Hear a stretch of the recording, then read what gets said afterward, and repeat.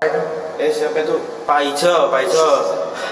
Makasih ya Mas pernah ada di dunia ini. Sama-sama Mas.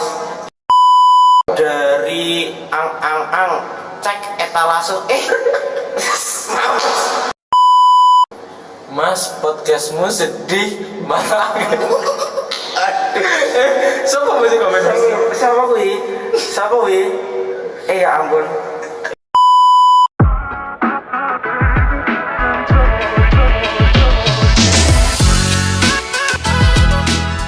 Assalamualaikum warahmatullahi wabarakatuh. Om Swastiastu, Namo Buddhaya, Salam Kebajikan. Perkenalkan, saya Sufian Tirahadi selaku host pada bincang-bincang kali ini. Pada kali ini kita akan membahas materi.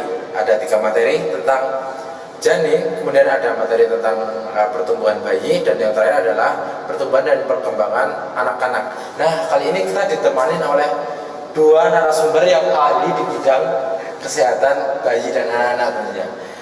Boleh dikenalin dari sebelah kiri saya ini? Perkenalkan, nama saya Revy Huda Praga. Saya sebagai mahasiswa Universitas Negeri Yogyakarta, Prodi Fisika Angkatan 23. Oke. Kemudian sebelah saya bersama Mas. Perkenalkan, nama saya Muhammad Marsaluddin dari Prodi Fisika juga, terus dari Angkatan 23. Oke. Berarti kali ini kita bersama seorang mahasiswa UNJ tentunya. Kalian gimana ini kabarnya? Kabarnya alhamdulillah. Alhamdulillah. Sedikit sakit tadi. Sedikit sakit. Iya. Apakah ada permasalahan hari ini? Ada sebenarnya, itu sudah masalah lama sih. Tadi gimana? Seperti saya jemput di rumah Mas. Sebut rumah? Iya, dijemput. Apanya itu? Tadi pakai Alphard saya tadi. Oh, alhamdulillah sih. Aku kan pertama kali sih ya. Iya. Saya merasakan Alphard itu sangat enak ya, nyaman sekali. Nyaman. Jadi kita langsung mulai bincang-bincang tips-tips saja Mas tentang beberapa pertanyaan. Oke, Mas. Jadi kita masuk ke pertanyaan pertama mengenai seputar janin atau ibu hamil nih Mas, yang banyak dipertanyain oleh banyak dari netizen ini Mas, Ya. dari Dari siapa itu? miau miau miau miau Mas. Miau. Aduh, Mas. Jangan gitu Mas. Jangan kelepasan gitu Mas, bahaya Mas. Yes. Ini pertanyaan pertama tentang bagaimana menurut kalian peran calon ayah dalam menyikapi mental dan emosional, bahkan stres dan kecemasan bagi ibu hamil atau bumil gitu kan. Tentunya ibu hamil itu kan tidak jauh dari stres ya Mas, sensitif dan rawan akan emosionalnya. Ya. Dan itu tentunya akan bisa mempengaruhi kepada kondisi janinnya Mas, ya kan Mas. Itu bagaimana sih kalian cara sebagai calon ayah atau tentunya sebagai kakak atau adik yang saudara kalian mempunyai janin gitu saudara kalian?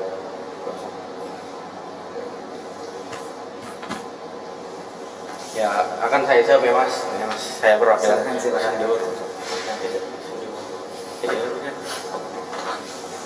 Ya, tadi apa pertanyaannya Mas? Itu paling gitu ya. Biasa ada olahraga. Iya, Ada biasa. teori itu sangat Teori gitu agak susah. iya. Oh iya Mas. Lebih ke praktek Oh, ya, ini tentang bagaimana sih cara kalian mengatasi bumil atau ibu hamil yang mengalami kecemasan baik itu mental, sosial dan emosionalnya. Tentunya kan sensitif tadi loh Mas ya. Saya jawab ya. Boleh Mas ya. Sebagai calon ayah ya Mas. Ya betul. Ya perlu jadi salah satunya itu menjadi pendengar yang sangat baik Mas, yang sangat empatik, terus dan siap mendukung ibu hamil atau sebagai istri saya itu sebagai pendukung yang sangat membantu mengurangi. Wah ya Mas, saya sedikit ngeblank karena saya belum mengalami itu ya Mas. Jadi ya ini saya menurut pandangan saya saja ya. Ya, kebetulan maaf ya kalau salah ya. Kebetulan narasumber kita itu masih lajeng semua Ya, ya. masih non pengalaman. yes, Belum cukup akan benar sekali Mas. tapi udah mempunyai ilmu yang lebih dalam kan Mas? Mungkin sedikit pandangan aja Mas, sedikit gambaran aja sebagai saya sebagai calon ayah ya Mas. Ya tadi salah satunya jadi pendengar yang baik Mas. dan mendukung ibu hamil dengan penuh perhatian dan sabar. Jangan ketawa dong mas. Ini kan serius. Ya, itu saya sudah dengan serius mas dengan gambaran sebagai calon ayah mas. Intinya sebagai calon seorang ayah itu harus terbuka ya mas. Bener. Ya tentunya sabar sekali itu mas. Karena sangat sensitif kan dalam masa-masa ibu hamil itu. Dan ya lanjut. Tapi untuk permasalahan itu yang sering muncul itu kan biasanya di bagian bisa jadi finansial itu bisa mempengaruhi tentang emosional juga mas. Ya. Menurut kalian tuh bisa ada nggak sih persiapan dulu untuk finansial matang baru menikah, atau menikah dulu baru, kan ada yang mengatakan bahwa rezeki itu muncul dari doa seorang istri. Benar. Jadi apapun rezekinya kalian nikah dulu aja, yang penting rezeki ngalir gitu mas. Atau harus matang dulu, punya rumah mobil baru siap. Kalau saya sih harus siap dulu ya mas, karena saya nggak pengen gitu ikut istri ikut susah-susahan gitu loh mas. Gitu. Jadi ya istri tuh cukup menikmati saja lah. Sebisa mungkin istrinya mas Rifki ini menikmati. Ya. Ini cukup unik ya jawabannya dari mas Rifki. Kenapa? Terus kita bisa langsung lanjut ke pertanyaan nomor 2. Apa itu mas? Ada nggak sih dari kalian yang sudah mempunyai persiapan dalam mendukung tumbuh kembang janin selama dalam kandungan? Misalnya dalam pemberian atau nutrisi, atau kalian harus ibu hamil kan tentunya rawan ya mas, tapi juga penting akan aktivitas fisik mas. Jadi nggak boleh mentang-mentang ibu hamil terus harus diam di rumah, nggak apa-apain. Malah nggak baik itu mas. Betul, jadi kayak kekurangan gerak. Ya. Ada nggak sih kalian ini? Ya, saya sih sebagai calon orang tua di masa depan ya mas, Ya. udah mulai cari info juga sih buat kayak Cari informasi. Iya, cari informasi tentang ibu hamil, terus baik nutrisinya kepada ibu hamil dan ini itu.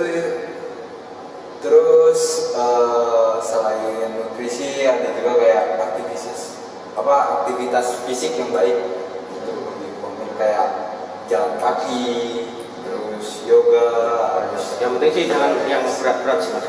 Iya, yang enggak berat-berat, biar enggak terlalu neken di janin gitu. Ya. Oh, oke. Kalau itu kan jadi janinnya kayak Ya, kasihan. kurang lebihnya kayak kurang sehat gitu nanti keluar. Jadi kayak tetap memberikan nutrisi yang cukup, berarti kayak akan protein, omega 3 gitu ya mas. Ya. Asam fosfat juga, terus sama yang utama tadi apa? Latihan fisik, aktivitas fisik. Gerak kayak ringan aja, ringan aja. Takutnya kalau malah memberikan tekanan bayi ya mas, takutnya malah semakin Ya kan berat. ya benar. Ya kan banyak sekali dari ibu-ibu yang ini mas di komentar. Apa tuh? Saya sudah melakukan olahraga angkat beban pak. Salah. Mungkin menurut pandangan saya itu nanti keluarnya itu langsung jadi olahragawan binaragawan mungkin ya. Itu sih salah menurut saya. Ini ada Bu Yuyun. Bu Yuyun. Mas saya maraton malah terjadi pembengkakan. Bu Yuyun. Siapa wih Bu Yuyun? Bu Yuyun, Ya. Mas. Menurut saya itu sangat kurang sekali mas. Itu termasuk dalam olahraga berat itu. Mungkin banyak dari ibu kan berasumsi bahwa setelah melahirkan bahkan terjadi kegemukan itu loh mas. Iya. Dari situ mungkin mereka merasa harus mengantisipasi dari sekarang. Tapi itu menurut saya Kurang efektif ya mas. pemikirannya salah sih emang dari Kurang orang. efektif. Seharusnya ngelakuin aktivitas itu setelah Setelah melahirkan. melahirkan, setelah masa nifas selesai mas. Iya. Kalau kamu setelah itu setelah melahirkan tuh kayak seperti normal kayak umumnya pada umumnya ibu-ibu hamil. Jadi untuk Bu Yuyun kemungkinan harus menghindari aktivitas yang berat tadi ya, seperti menghindari gym yang berat sama lari maraton ya. Ya, kasihan tuh anaknya Bu Yuyun. Kayak Bu Yuyun. Tapi Juga alhamdulillah. nanti itu mas kasihan. Oh ya. Oh ternyata udah tahun lalu mas. Oh, tahun lalu. Alhamdulillah mas. Desember lalu anak saya melahirkan normal. Alhamdulillah ya Allah. Semoga solehah ya Allah dan ini solehah apa solehah mas? Cewek ya. Cewek. Namanya Solehah ya. namanya Jijin. Zizin. Semoga jadi anak yang solehah ya. Zizin. Alhamdulillah, amin. Terus kita sudah masuk ke materi janin ya mas tadi? Janin. Ya tadi. Terus kita akan lanjut ke materi bayi, seorang bayi atau bayi. Ini kan dari pertanyaan-pertanyaan netizen ini Mas, ada Pak Herlambang, sama Pak Heru. Ini permasalahan sama Mas. Jadi di tiap malam tuh mesti itu ada bayi yang namanya rewel. Oh iya, benar Itu sering kali ya Mas. Ya. Hampir seluruh bayi itu merasakan yang namanya rewel. Ya, itu Kalian sebagai seorang punya calon ayah Ya. atau seorang yang ahli di bidang bayi ini paham nggak sih Mas tentang cara mengatasi bayi yang rewel agar dia tuh merasa aman dan nyaman di malam hari itu, atau metode sebelumnya biar bayi itu tenang sampai pagi mungkin? Ya, tentunya saya sangat mempunyai pandangan seperti itu ya, karena bayi rewel itu sangat umum sekali ya, sangat umum sekali pada semua bayi. Karena kan nggak mungkin kan bayi nggak rewel tuh kayak apa gitu lah. Ya. Karena pada dasarnya bayi itu ya habis lahir ya rewel gitu ya. Benar. Kalau kan nggak rewel kan kayak kurang gitu kan. Jadi ya yang pertama sih perlu memerlukan kesabaran ya Mas, kesabaran dan juga perhatian itu sangat penting Mas, dan pendekatan yang lengkap Mas yang terakhir itu. Jadi langkah pertama yang dilakukan bisa memastikan Mas kebutuhan bayi itu terpenuhi dari popok yang bersih, dari perut yang kenyang Mas, dan lingkungan tidur yang nyaman Mas, tentunya itu. Tempat tidur yang nyaman, nutrisi terpenuhi, ya, sama popok yang bersih, ya. kenyamanan. Benar. Dan jika itu terus menangis Mas, menurut saya sih bisa menggendongnya Mas, buat menenangin. Iya benar, menggendongnya dengan sentuhan-sentuhan yang lembut itu loh Mas, yang bikin bayi itu tenang. Dan menurut saya tuh suasananya tuh di sedikit gelap Mas, agar bayi tenang ya, yang tidak cerah banget, sedikit redup gitu loh Mas, tapi tidak gelap-gelap banget.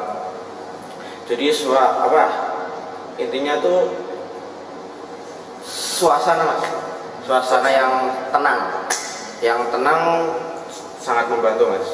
Jadi pastikan ruangan cukup gelap, yang satu tuh, terus dengan pencahayaan redup dan suara yang minim Mas, bahkan menjadi hadir, dan peran tersebut dalam menghadapi malam yang panjang ini akan sangat membantu Mas. Bayi merasa lebih aman dan tenang. Jadi yang utama itu kalau misalnya sudah terpenuhi 3 pokok tadi, tetap popok, terus tempat tidur yang nyaman, sama memberikan nutrisi yang cukup, dia merasa kenyang, itu yang utama itu malah ini Mas, lampu yang suasana ya. Oh, tapi kalau misalnya bayi itu diberikan musik-musik itu sebenarnya efektif apa enggak sih Mas? Seperti tergantung musiknya ya, kalau dikasih musik DJ itu malah bagus itu Mas. DJ yang ini ya Mas, yang DJ Fungkot terus enggak apalah yang lagi viral kayak bagus itu Mas. Torek. Iya benar. Lagi rame yang korek ya, tinggi-tinggi itu. Oh, jadi bayi itu sebisa mungkin harus dihindari dari sound-sound yang menimbulkan ketegangan yang tinggi pada telinga yang tenang Mas. Contohnya saya akan mencontohkan lagu yang galau-galau sih Mas. Kan suasananya yang slow reverb juga bisa. Speed up juga bisa. Yang dari DJ sih Mas. Sama rock ya Mas mungkin. Rock mungkin ya nanti langsung gini. Nggak bisa. Jangan. kalau lagi rock Iya. Bisa itu Mas. Kan nggak semua cocok lah, apalagi bayi kan Mas. Saya juga nggak cocok gitu. Musik-musik genre rock itu Mas. Oke, mungkin itu pertanyaan jawaban dari Mas Rizky. Mas Rifki. Maaf untuk Mas Rifki. Mungkin Pak Heru dan Pak Hendri bisa menerapkan pola asuh dari bayi agar lebih kondusif dan efektif di malam harinya. Oke, bisa kita lanjut. Kita memasuki pertanyaan yang terakhir Mas. Setelah kita masuki masa bayi, kita nantinya akan melewati masa kanak-kanak nih Mas. Ya. Tapi kan permasalahan yang dihadapi yang utama sebelum anak mendapati masa remaja dan masa dewasa itu kan pola asuh itu penting Mas, untuk mempengaruhi karakter mereka ke depan ya kan Mas. Karakter entah mereka menjadi pribadi yang bandel, penurut, penyayang, ataupun menjadi pribadi yang soleh-soleh banyak. kalian ada nggak sih metode khusus untuk memberikan edukasi atau motivasi dalam memenuhi perkembangan dan pertumbuhan seorang anak? Menurut saya sih mas, kalau buat pola asuh itu ada 4 sih. Yang pertama itu otoriter, kedua tentang otoritatif, terus memanjakan, kemudian yang keempat itu mengabaikan. Oke. Nah, terus yang paling bagus itu menurut saya otoritatif. Ya, karena orang tua itu mendukung keputusan anak, terus mendorong keputusan anak gitu. Jadi sehingga tuh anak lebih percaya diri dengan keputusannya gitu, enggak yang mengabaikan banget lah. Ya, jadi membebaskan tapi masih terpantau gitu ya? Iya, membebaskan tapi masih terpantau daripada mengabaikan gitu kan. Bagus. Enggak otoriter itu enggak baik sih mas kalau otoriter. Saya setuju dengan Mas Kumar ya, Mas Rifki, karena ini pola asuh dari otoritatif ini menurut Bung Rin itu sangat cocok Ya. karena dia tuh kayak diberikan kebebasan tapi masih dalam pantauan. Benar. Jadi si anak itu tetap diberi kebebasan untuk melakukan aktivitas yang mandiri tapi dalam perhatian khusus deh mas. Jadi kayak nggak dimanja dan juga nggak di lueh-lueh gitu mas. Bahasanya lueh-lueh itu kayak diabaikan. Jadi anak tuh merasa bahwa oh ayahku masih sayang, perhatian, mungkin pendekatannya di situ. Mungkin itu mempengaruhi sama di tingkat remaja sama dewasanya mas. Iya, kepribadian anak. Nanti kan dia dewasa gimana gitu kan, itu sangat ngaruh dari masa kanak-kanak itu, dari cara didiknya lah, dari apanya lah, itu kan sangat berpengaruh mas ke depannya. Oke. Mungkin kita bisa lanjut ke next part selanjutnya mas. Ya. Karena bincang-bincang Part 2 juga mas? Part 2 juga? kemungkinan masih tayang sebulan kemudian mas. Sebulan kemudian. Ya, sebulan